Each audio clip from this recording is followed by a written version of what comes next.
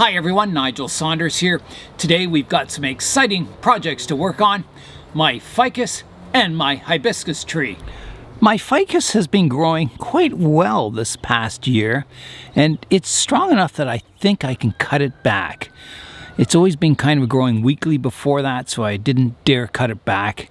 But now I think it's got enough strength that I can do some hard pruning and get it back to size. I bought the hibiscus at the high school greenhouse, and it flowered all last year with these kind of yellow to orange flowers, and the leaves are much smaller than my regular hibiscus, so I think it'll make a really nice bonsai. So I'm going to start the bonsai process today by getting it out of the nursery pot and into bonsai soil and pruning it back to get a basic structure. I'm also hoping to get these wax myrtles underway as bonsai. Not all of them, but some of them. And so we'll be doing some root pruning and repotting of those also.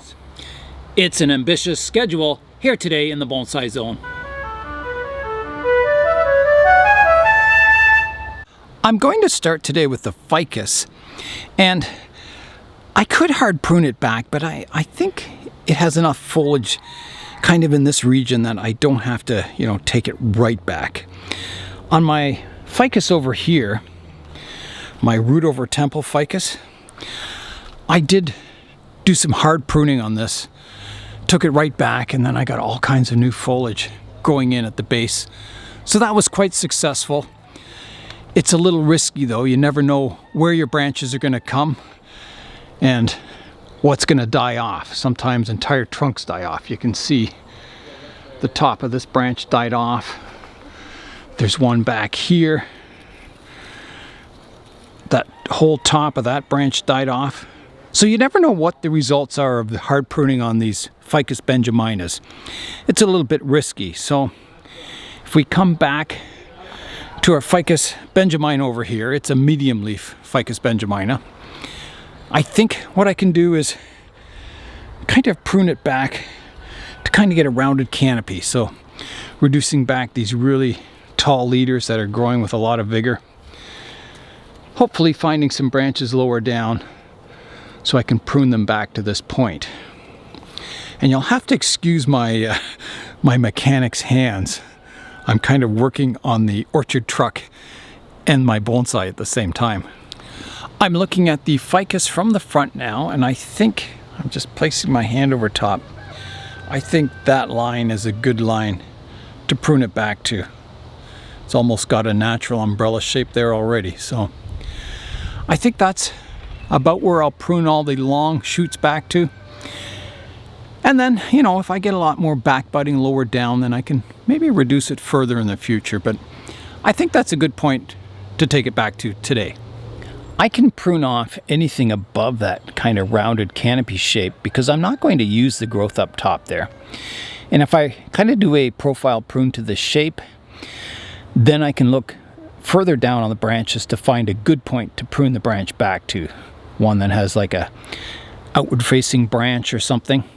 So my first step, I'm going to remove everything up top. All right, here I go. So somewhere here.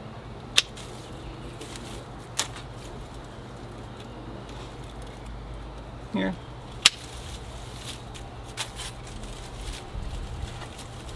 We'll come in here. That's kind of got the basic height down. It's maybe not a rounded canopy yet, but we'll come in and further refine it. I'm looking at the tree from the front now, and there's a few areas that are still sticking up, like right here on the left side and right side. So I've got to come in now and kind of refine the upper canopy shape, reducing some of those long parts back.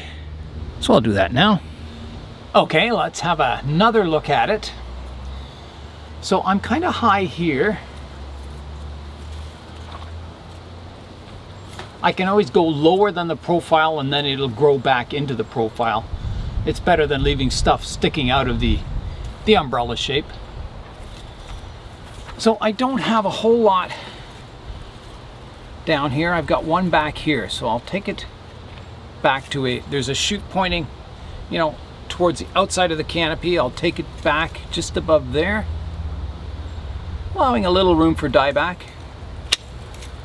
So that comes off. And then this one, I've got a couple of good leaves here, so I'll just take the tip off like that.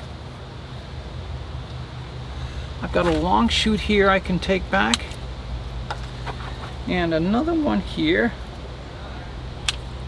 like that. That gets this part in check. I'm looking in the picture in the camera, so I get a front view for pruning. Definitely high here, so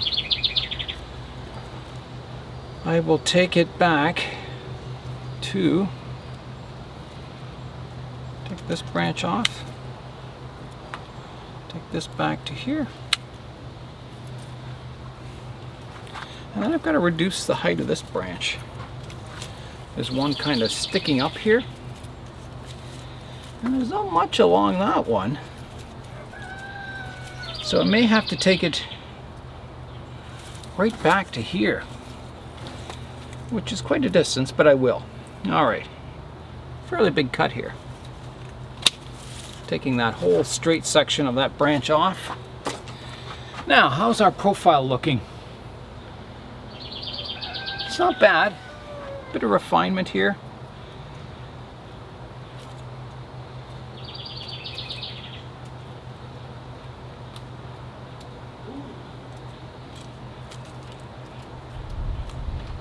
Taking some of these tips back. Again, I want my canopy, my umbrella canopy, I want it rounded this way, rounded front to back, and when viewed from above, I want an oval shape. So longer left and right, and shorter front and back. It's pretty well there. Just a little more trimming work. I'll get out my smaller scissors now and just do a little more pruning work to tidy the canopy up. Getting a nice shape. I'm a little high at the back here. Just looking for those curves. That's getting there. It's looking nice. If I rotate the tree around, you can see from the side view I've got the curvature, and also from the front view. I'll show you a shot looking down from above also. So here's a view looking from above. You can see the oval shape isn't perfect. I've maybe got to take some off this side and maybe some at the back there also. But it's kind of in check. It's not a perfect oval and shouldn't be a perfect oval, but generally it should be that nice oval shape. I'll come in now, and looking from above, I'll just clean up that oval shape a little bit. So getting rid of some of the longer shoots here, trimming them back.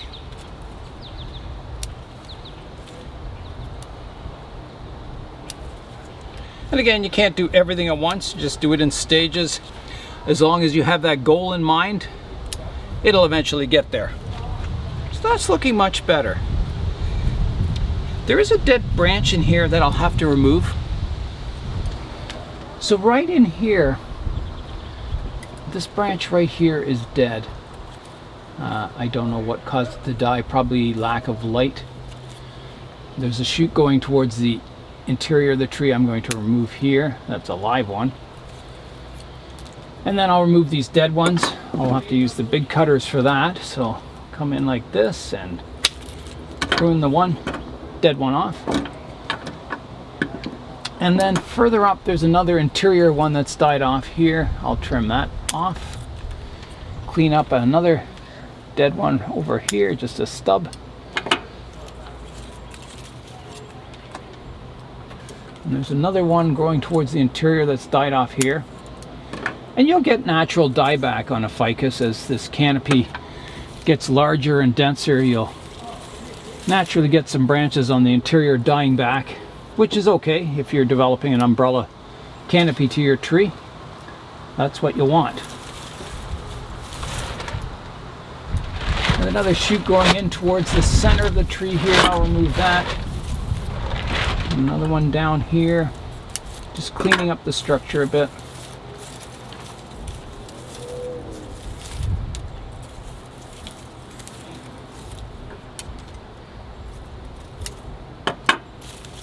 It's a little more light to the branches you want to keep. Just pruning back some of the dead growing tips there, or the dead tips. They're not growing.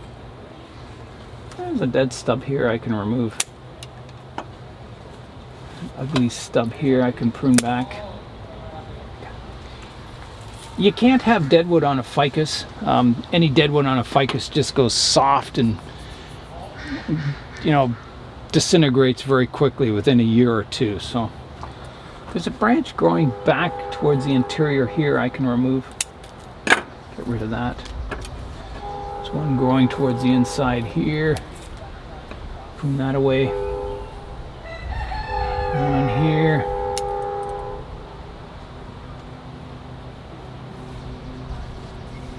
Just doing a little cleanup work here. A bit of a branch that's tangled there. That can be pruned away.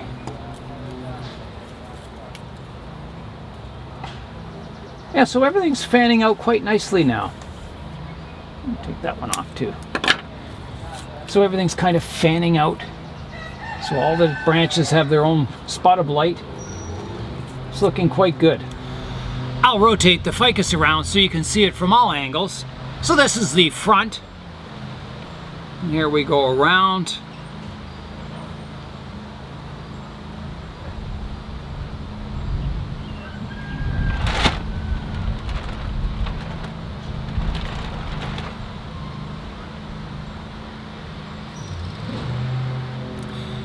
And back to the front again. I'll rotate the tree around again so you can see the root base. So here's the front, coming around to the right hand side, around to the back, and the left hand side, and back to the front. It's looking pretty good. I'll put the ficus back into full sun, and then we'll work on the hibiscus next.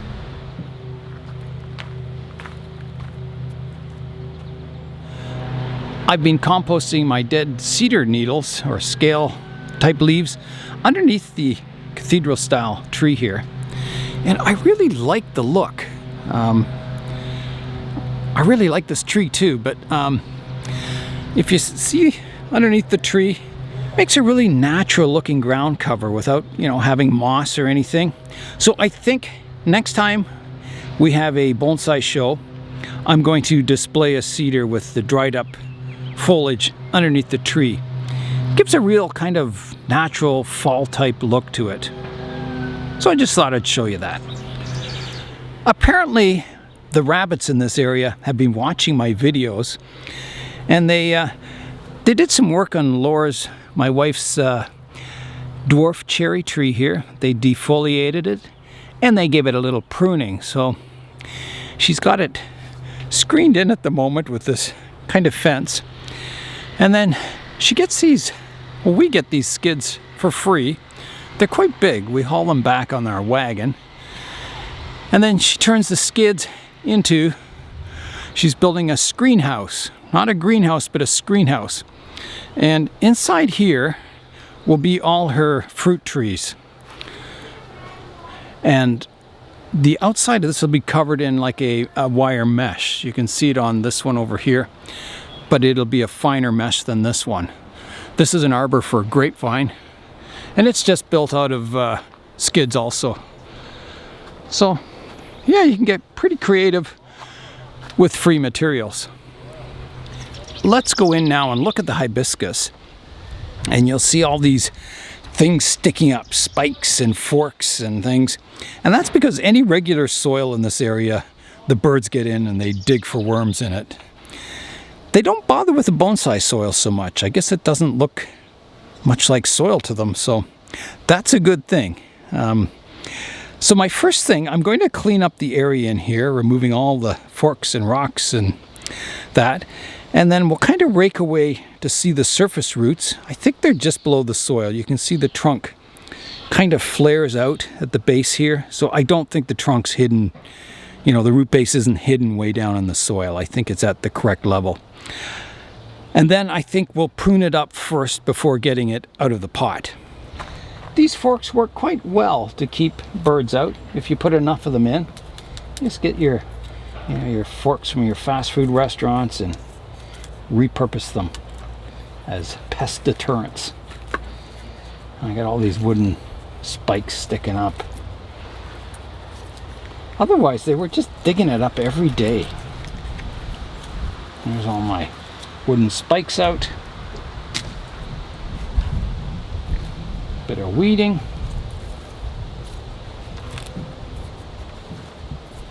Get that nice limestone rock out of there. That's a really cool rock. I'll use that in some planting someday. And the rest is just a bit of compost. All right, now I'll rake around at the root base here. Raking in a radial pattern.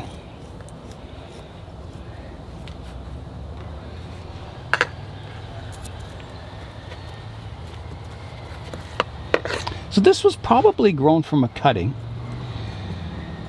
And that is usually what happens when you get that kind of a swelling at the base. That's where the cutting was taken, and then the roots come out from around the base here. So that is what I'm expecting. And anything we prune off today, I'll also try and grow as cuttings. All right, so that's definitely the base of the tree, so I can start the pruning now. A good bonsai tree is all about the difference in thickness. We've got our trunk diameter, which is large, and then our branches, which are smaller, and then smaller, further branching to the very finest tips. So on this plant at the moment, the trunk isn't a whole lot different in diameter from some of the branches. It's a little bit thicker, but not dramatically. So basically we've got to reduce this tree down to a trunk and then kind of regrow most of the branches. You can see that the first section of the trunk is absolutely straight.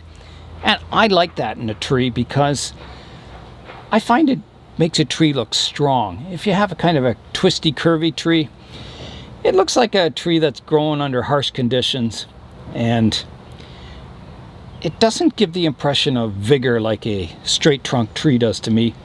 It also takes the emphasis off the branch or the trunk structure or curvature.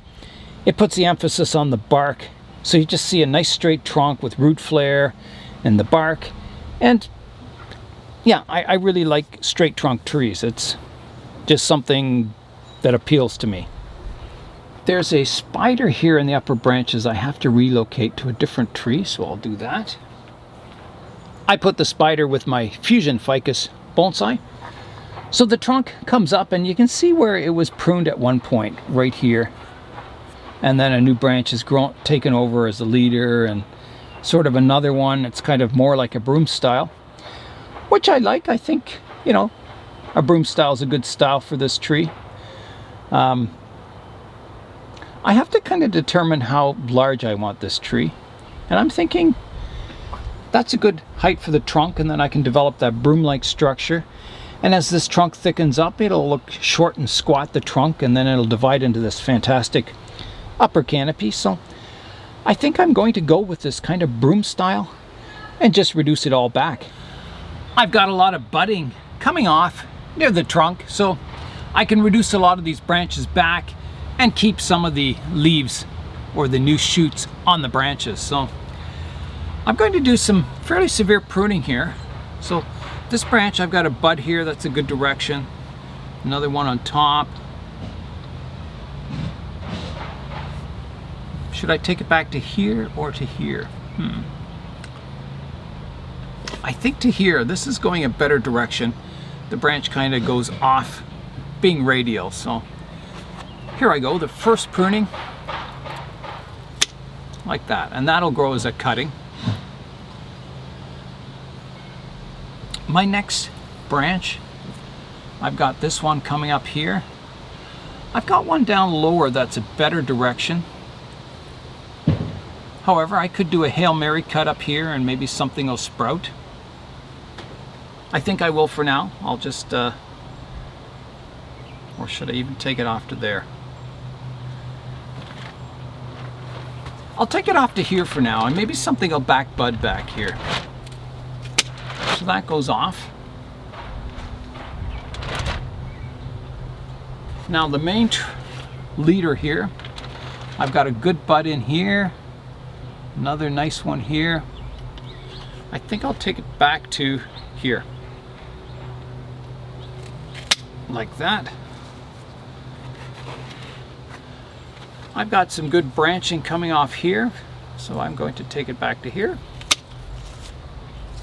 And I'll come back to here and to here. And then the leader can be chopped back to here. So that kind of gets everything nice and compact.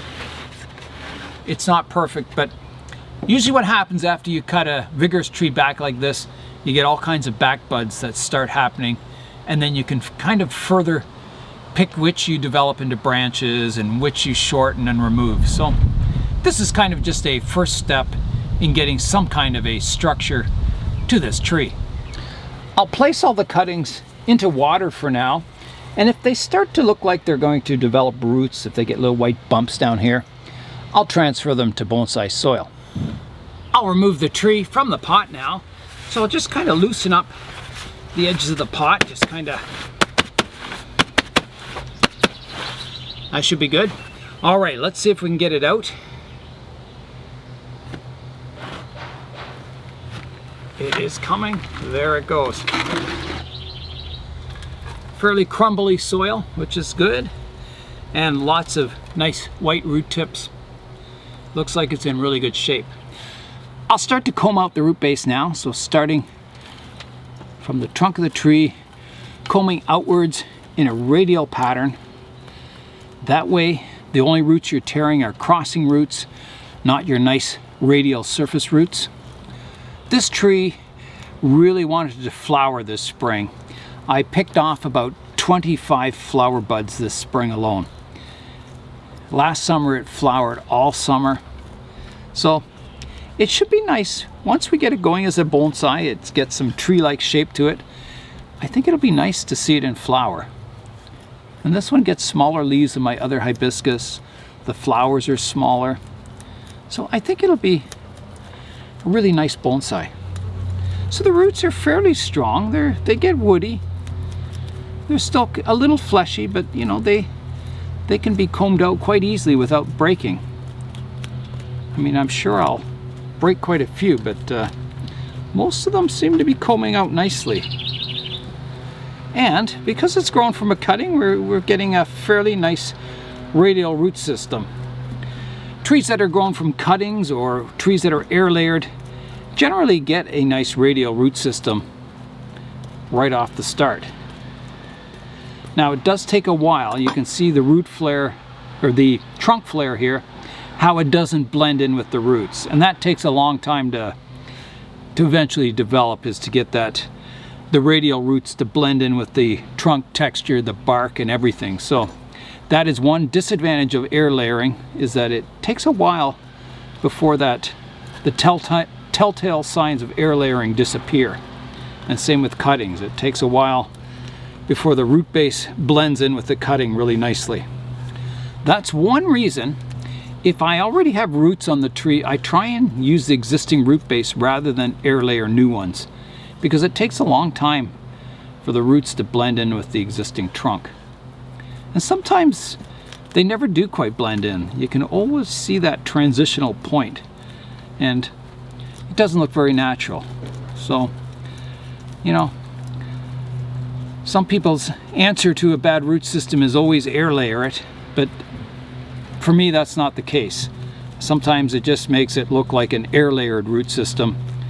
Sometimes I think it's better to work with the surface roots you have and try and develop a radial root system off of those, rather than starting all over and then waiting for the new roots to get that bark texture and start blending in. And like I said, some trees it just never does. It always looks like an air layer, and so you're kind of taking the tree backwards. The idea of bonsai is to make the tree look very natural, like it just grew like that way in nature. And this is looking pretty good.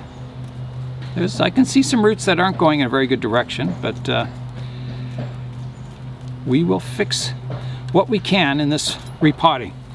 Okay, I think I'm going to have to take it over and wash the root system, and we'll clean up the soil and come back for root pruning.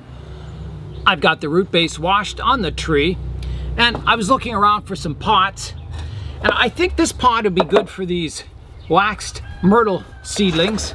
I can put a forest in there, and I think this tree can go in this pot. This pot's a little big for it, but should do well in it. It's not too big.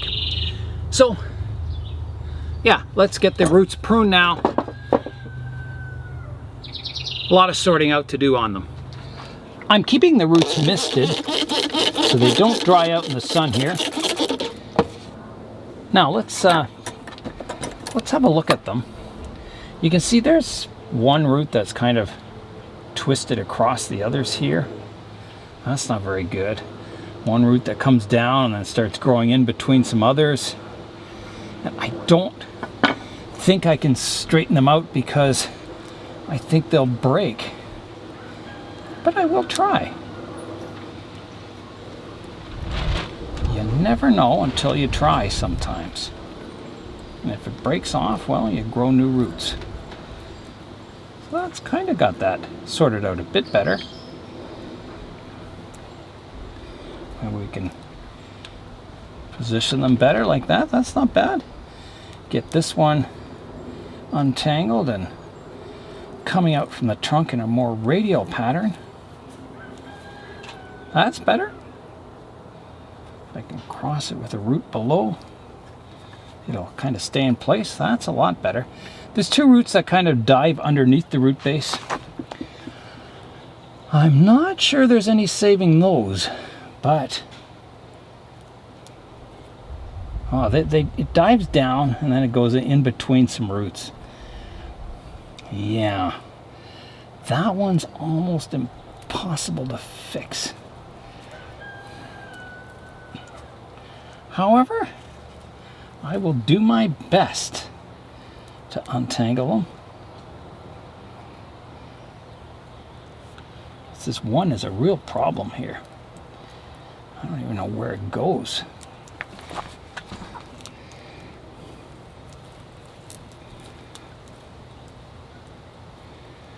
Like, the roots aren't bad. If I can save them, I will.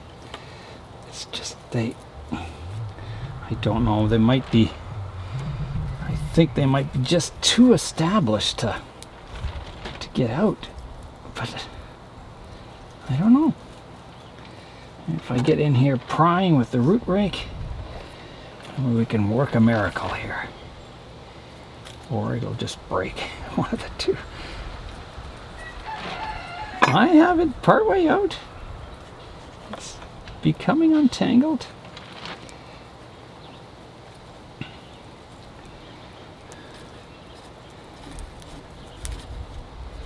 It's like braided hair, this thing. Okay, so I'm getting it out from between those roots, bringing it out into the open here.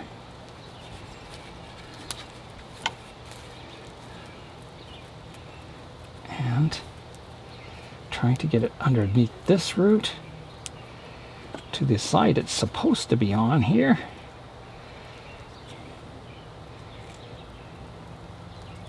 Ooh, a little breakage there, but a few micro tears shouldn't hurt it. There, that's better.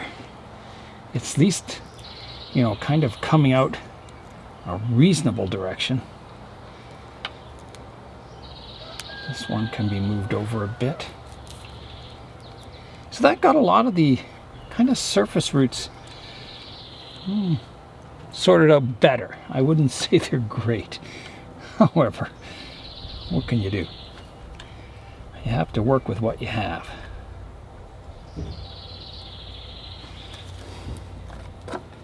There's some knotted up roots in here. Got to try and untangle these ones. They're wound around each other.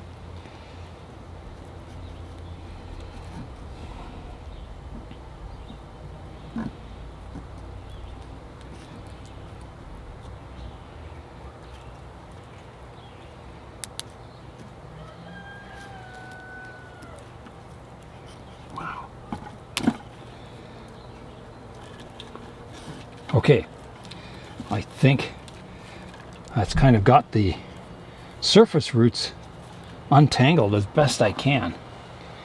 Doesn't leave me with a great looking root system, does it? It's not very flat and radial. However, that may be just something to fix for the future. Okay, time to do a little root pruning now. I'll be cutting back some of these really long roots. Quite short to here. I think, you know, we've got to get our root base a little more compact, develop a nice fibrous system. Do some root correction, you know, roots sticking up we'll get rid of. One there. And that might be all we can do for now. This cutting was started in a piece of like nursery foam, and I'm just digging out the remains of it between the roots here. We'll replace that with bonsai soil. I think that's about all I can do to the roots for now. Hopefully, you know, I'll get more roots coming off and I can develop a better root system in the future. But that's a good start for today. I've got my drainage screens in place, so I'll just put a layer of bonsai soil in the bottom of the pot. There's my layer in the bottom. And then I can build a mound up and then put the tree on top and work it in to the right height. I'm going to pick a front for the tree. And I'll keep the slowest branch. So kind of want the main trunk coming towards me a little bit. Maybe somewhere like that. I don't know, the roots aren't the greatest in that view. Not the greatest in that view either. They're just not the greatest roots in the world. I think this will be it. Somewhere right about here. And I'll put the tree, the mass is kind of over this side, so I'll plant it to the left hand side a bit.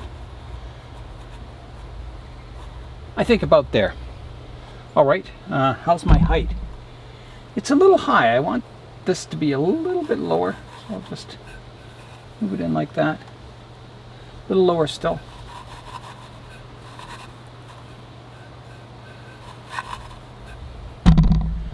That's pretty good right there.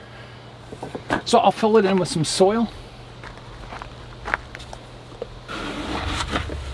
Just making sure my roots are as sorted as they can be. And I'll work those in. There's quite a cavity underneath the tree, so I'll kind of add a bit of soil and work it in to fill up all those gaps. The lady that sent me this soil scoop is going through some rough times at the moment. So, you know, I wish her the best. And I hope a speedy recovery. So that's almost staying there by itself. That is now. All right. Add a bit more soil around the edges of the pot. Yeah, it's feeling quite secure in the pot.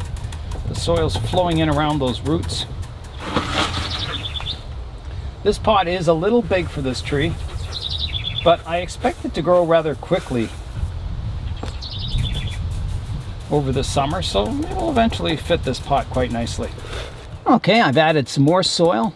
You can see the flare of the trunk is just above the soil line, and the soil is just below the lip of the pot, so that's just perfect. Makes watering easy. It doesn't flow off the edges of the pot, and it looks nice to be able to see the edge of the pot. It's like a picture frame. You want to see that. So the tree's ready for its first watering. All right, here I go with the water now. You should water the new soil several times the first day because it's always soaking in water. This first watering kind of soaks into the perlite a little bit, and every time you water it soaks in a little more. So the first day I would recommend watering it 2 to 3 times. Okay, that should be good for the first watering. I'll place the tree in the greenhouse. All right. Off we go.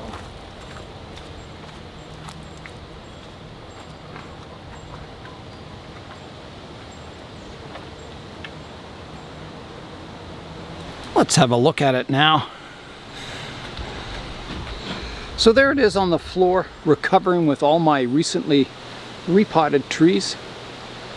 Keeps them fairly cool down on the floor, and they kind of get diffused light, and it's nice and warm and humid in there. So it's cooler at the floor. Up here on the bench level, it's kind of fairly hot. So that's more for the trees that are established. I still have the fan running in there that gives them some circulation. And I go in there and mist all the trees and water them, water the floor down and everything to get humidity in here. And I do that every couple of hours. Next up will be these Wax Myrtle seedlings. I'll have to figure out what I'm going to do with them. The pot that I picked for these myrtles isn't much bigger than the seed tray they're in already, so I won't be able to use all of them. And I'm trying to decide how I want to plant this. Bayberries kind of grow as a large bush, and they can get, you know, about 10 meters high or 30 feet high at the most. They're a southern tree called the bayberry, I believe.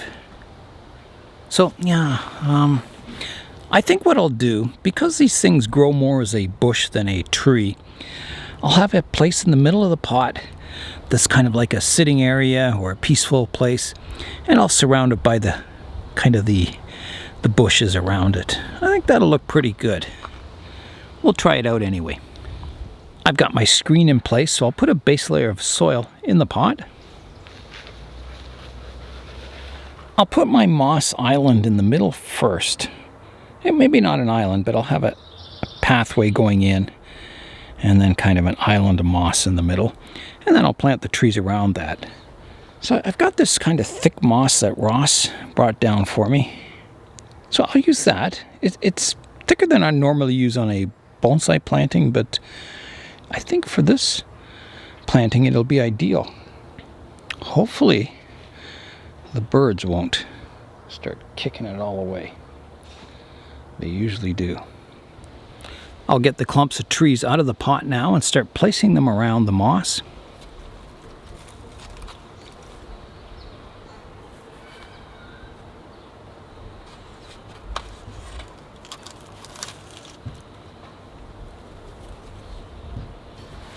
I think something like that'll work. I'm going to try an arrangement like this. I've rearranged them a bit. So looking down, you can kind of see how it looks. And from the front, kind of leads your eye in there. And there's a gap between the back clump of trees to kind of visually let your eye roam into the background. And I think with some pruning, it'll look good. I'll raise the moss up and lower the trees down. Get them kind of to the height of the lip of the pot, and I think that'll look quite nice, I think. All right, let's get the trees leveled and the moss up, and then I'll start pruning. I'll lift the trees up and just prune a bit off the bottom of the roots. That should do. Gets them to about the right height. Okay, that's got all the trees reduced down in height. Now I'll have to bring the moss up a bit, so I'll take the moss out. We'll build up the soil around the trees and then put the moss back in place. I'm not too concerned about getting a radial root system with these trees because they're more of a shrub. You know, I'm sure they'll kind of create a nice root network across the surface of the soil.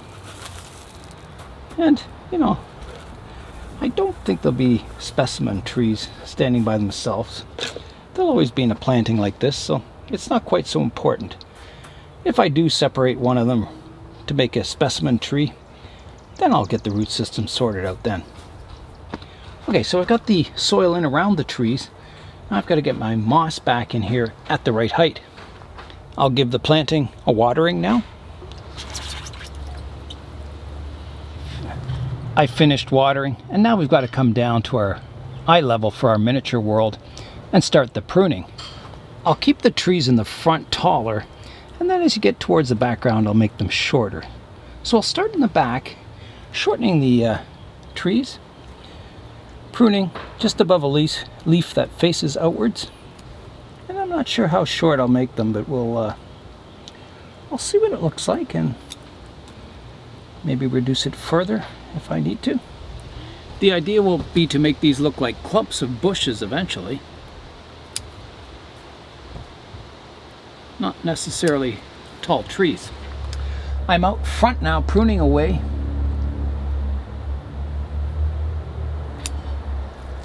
Trying to create a little bit of open space so it doesn't look so crowded.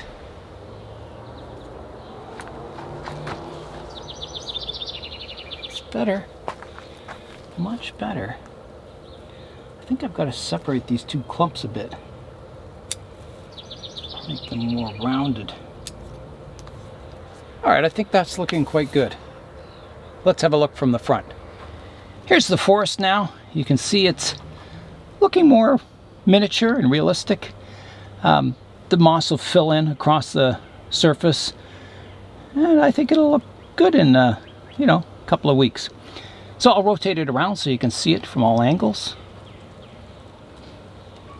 There's the back. You can see it's shorter to create that forced perspective. And back to the front. It's time now for today's update. Today's update is my Acacia forest that I started from seeds, and I've just moved them to full sun today, and they're doing really well. They're filling in nicely. The trunks are getting thicker. You can see the size of my finger compared to it. That one back there is quite thick. Yeah, so they're doing well. I think this year they'll grow like crazy once again. I'll show you my Austrian pine. The back budding has really come in nicely. You can see it all filling in on the branches. And this is the outer ones, so I'll be reducing those back, taking the tip off this branch back to a back bud. Now these ones aren't strong enough to prune it back to yet, but some of the branches like this one, I could definitely take the tip off. These buds back here are plenty strong enough to take over. So yeah, all the branches are looking really good. Lots of back buds on them. So this tree, once I prune it back, it'll look quite different. My ginkgo's putting on growth. You can see it up top here. It's starting to branch out. It's not really vigorous growth, but it is growth. And you can see it's getting new shoots around the base of the trunk here. So that's good. It means hopefully it's survived the root pruning that I gave it, and it's on its way to recovering and becoming a strong tree once again. The last update for today is my Osage Orange forest. It's doing really well. You can see all the branches are coming out up top. Everything's surviving and growing nicely. If you stick around after the end of the video, I'll show you the latest updates to the orchard truck. That's all for today. I'm Nigel Saunders. Thanks for joining me in the Bonsai Zone.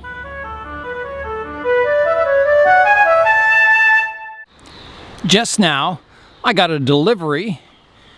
It came by courier from CJ Pony Parts, and it's my new door sills. So here's the old ones. You can see how corroded they are. This piece is supposed to be attached to here, and it's just totally broken off. The edge is all missing, and yeah, so the old ones were in pretty bad shape. I don't mind patina, but when it stops to be functional, that's where I kind of draw the line. So these have to hold in the rubber seals for the doors, and I don't think this would. It's just too far gone. So I don't mind a bit of patina, but that's just over the top. So the new replacement parts, they look almost identical in every spot. There's a sticker that says made in Taiwan, so they did a really good job. The only difference I see is that the edges on the original here are rounded, whereas the reproduction ones have a square edge. So I'll have to file that just to smoothen them out just a little bit. And then, you know, they'll be identical, same gauge, same material, aluminum. Yeah, so they'll fit in nicely and hold my weather stripping in place, which I'm going to order new weather stripping for it. It's I think it's $49 American for the set. So I don't know what it'll be by the time it gets shipped up to Canada. Probably closer to $100, but I think it's worth it to get the truck all weather tight. I don't want any more rotting out on the inside. Today's work, I'll be finishing the cover over the transmission. I've got to get my heat enamel or my engine enamel and paint that. Now, I said I was going to leave the patina on top of it here, and I will, but I'm not going to leave all of it. And the reason is that you can see where the glue was spread on by like a scraper or something. You can see the lines where the glue was, and that's kind of rusted in those spots. So I'm going to leave the patina on the edges that's naturally chipped in that, but I'm going to paint the top of it because, you know, that patina is just from the glue, and I don't want it to look like it ever had a carpet glued down on top of it. So yeah, so it'll be slightly patinaed. I've got the hole in the floor by the driver's side all cleaned up. You can see this part is good, and then the sheet metal that comes over top and is welded to it is kind of corroded all near the edge, and up here there's holes. So that's close to a hole there. So I've got to get that fixed. It'll mean grinding out, cutting out this section, putting new sheet metal in that area. So now I've got to decide if I'm going to do that myself or not, so I'll have to decide that. And in this corner, they repaired the door really nicely. Can you see that? Yeah, there. They repaired that corner of the door really nicely, but they didn't prime or paint it at all. They just put this black kind of, I don't know what it is, a sealer or something over top. Probably a body panel undercoating or something.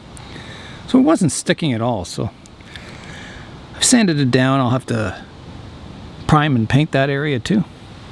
I got my engine enamel to do the underside of this cover here. I could only get flat black. The paint supplies in the store are really getting sparse. Yeah, I wanted gloss black, but that'll have to do. That'll be all right. I have got the transmission cover rubbed down. You can see it here in the sun. It was a big job. It took me several hours. Sanding, scraping. There's a lot of rust caked on it. Then I used the rust converter stuff, the acid, and kind of cleaned it up. So I'll give it a final dry sanding, and then I'll prime it. I've got the transmission panel primed now. Just letting it dry in the sun here, kind of rotating it around so it dries. So I think what I'm going to do, I've changed my mind again. I'm going to paint it with the engine enamel black like I was intending, but then I'm going to go over with a top coat of the body color red. So I think that'll look good. If you look underneath the truck, you look up, you'll see this red panel and then the black transmission in front of it. So just to provide a bit of contrast, I think it'll look good with the red. I thought about the engine enamel blue, and I thought, I don't know. I think I'll just keep the blue for the engine. I've got the first coat of black on the transmission pan. Looking really nice. Yeah. Here's the panel with the first coat of red on it. And it's looking really good. It's a little rough, but I mean,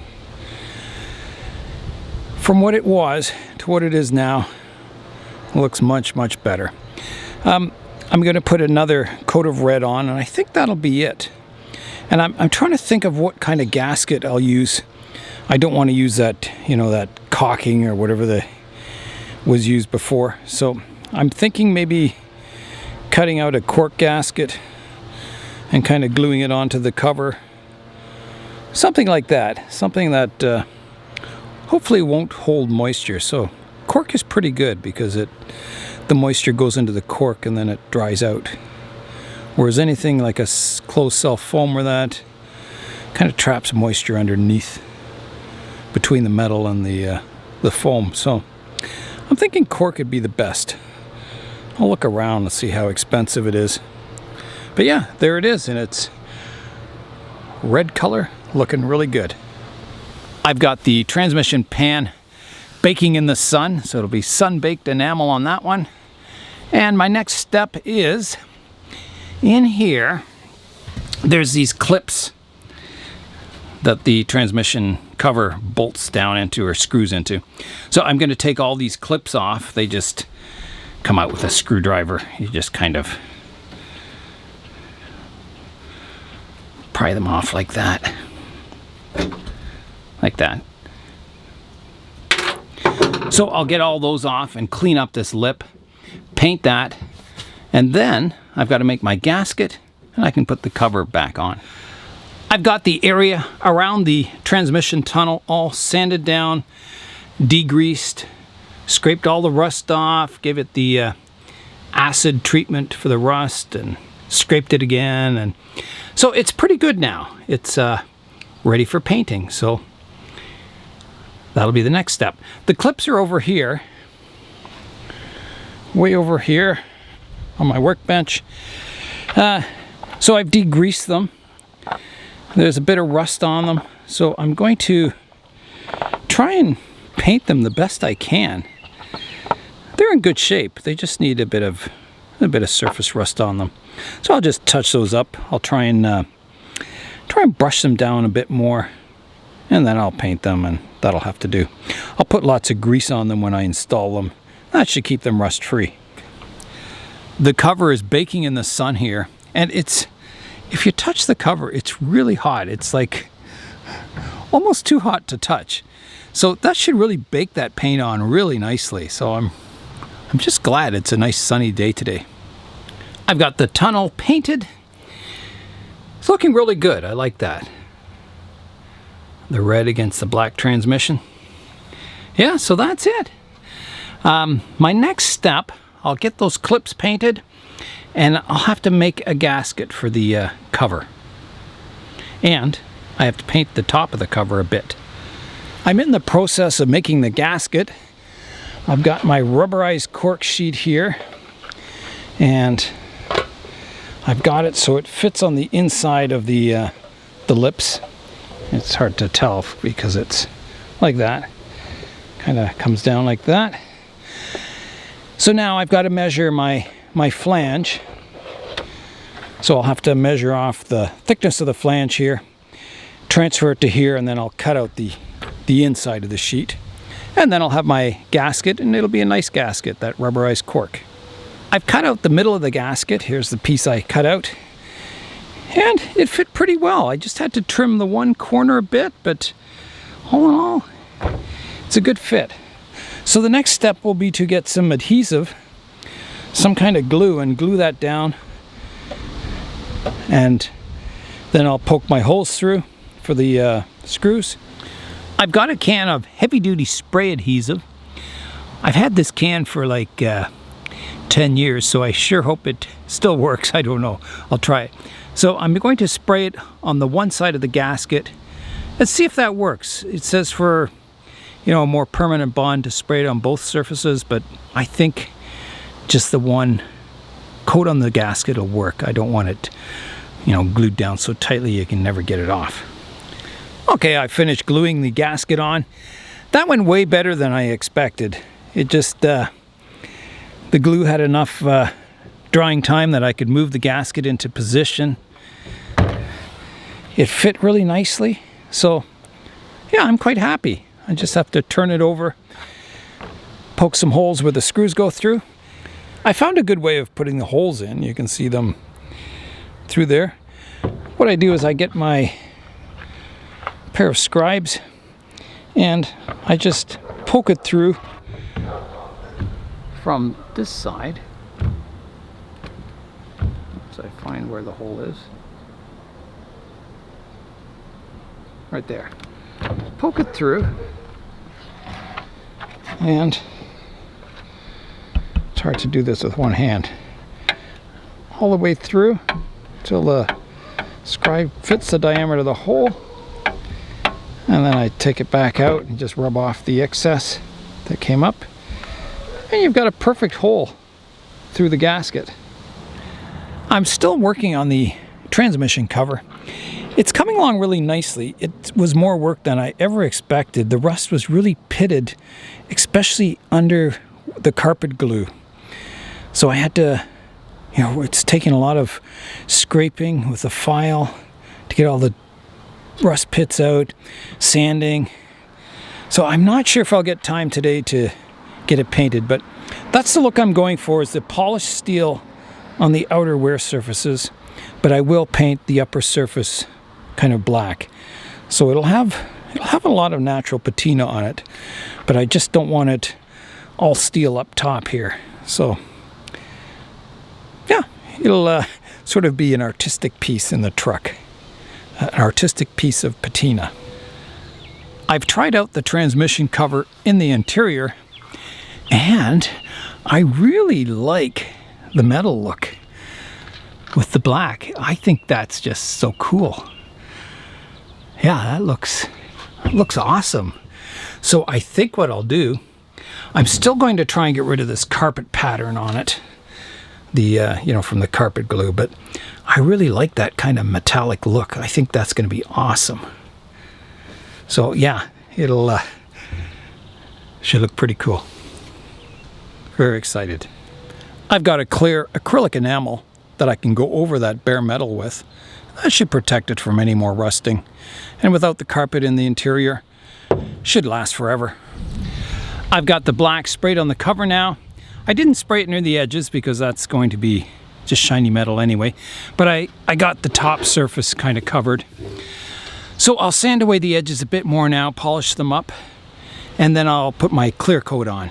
So that layer is rubbed down and ready for the clear coat. You can see the shine of the metal there. Should look really good. I'm just in the process of painting the clips now. I soaked them in the acid overnight to get any rusting off them. And now I'm just spraying the top or the bottom side of them, and then I'll spray the top side and try and get the edges best I can anyway.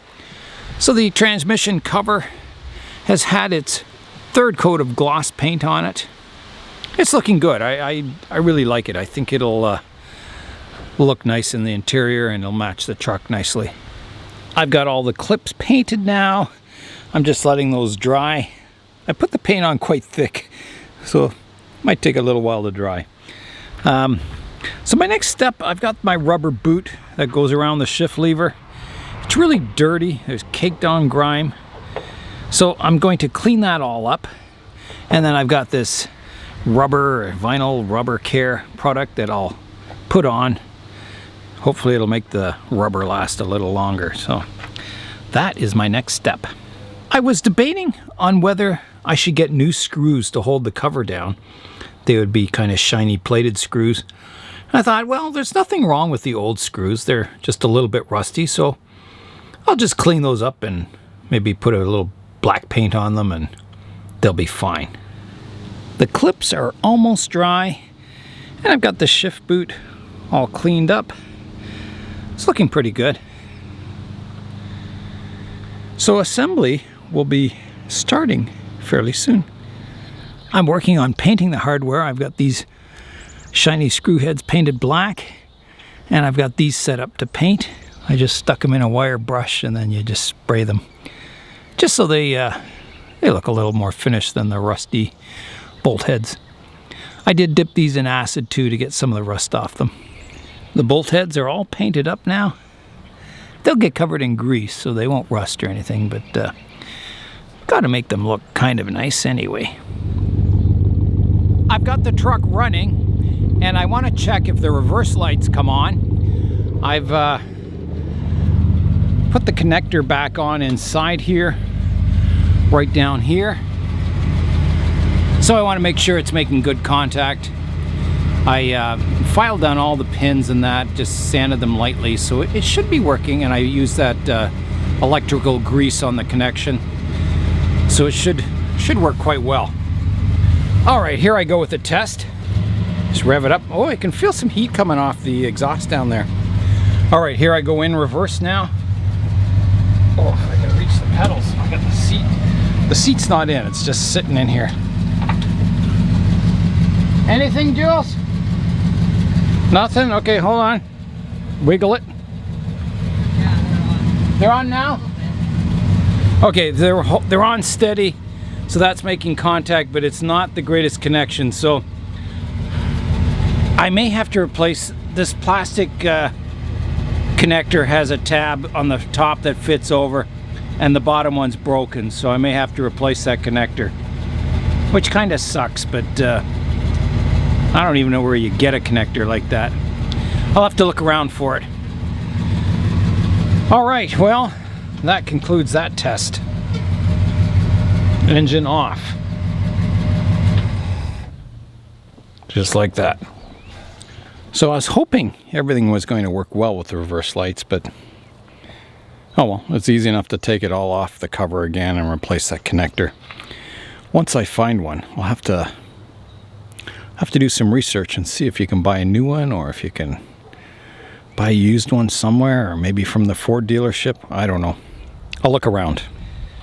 I've got my lithium grease here, and I'll be coating all these tabs, these threaded tabs that go on here, giving them a good coating of grease, and then I can screw down the cover.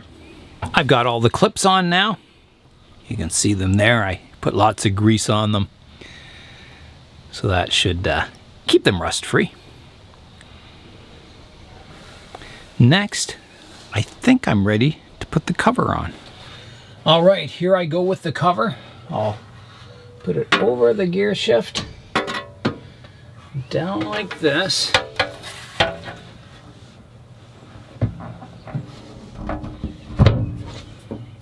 And that drops in place nicely like that. Seems nice and snug too.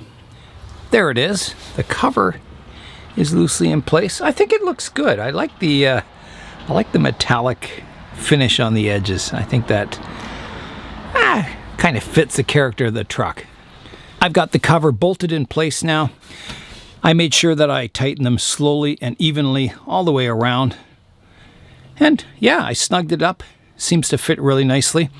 So next I'll put the rubber boot on. The gear shift just unscrews from the knob there. So then you can slide the rubber cover over top. I've got the boot screwed in place now, and it's a lot better than before. It fits nicely now that I straightened out this panel. It was all wavy there before, so it fits a lot more snugly now. Looks good. It suits the character of the truck. I think, yeah, that's a job done. And I will try and find that electrical connector for the reverse lights. I looked through my catalogs. I couldn't find anything yet, so I'll keep searching. My next step, I think I'm going to start it up and just see if it's nice and quiet. Make sure that it's, you know, there's no major leaks or anything. I don't think there will be, but we'll see. Let's start it up. All right, let's see. Give her 2.5 pumps. Clutch in, neutral, here we go. Almost.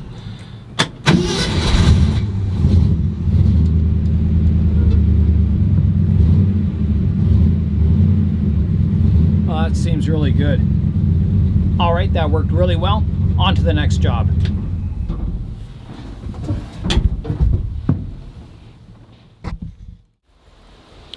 I think something like that. I think something like that'll work. And I think the moss will fill in and cover the perlite, so it'll look good in the future. And there's hammering in the back. I tried out the transmission cover in the now I can't talk.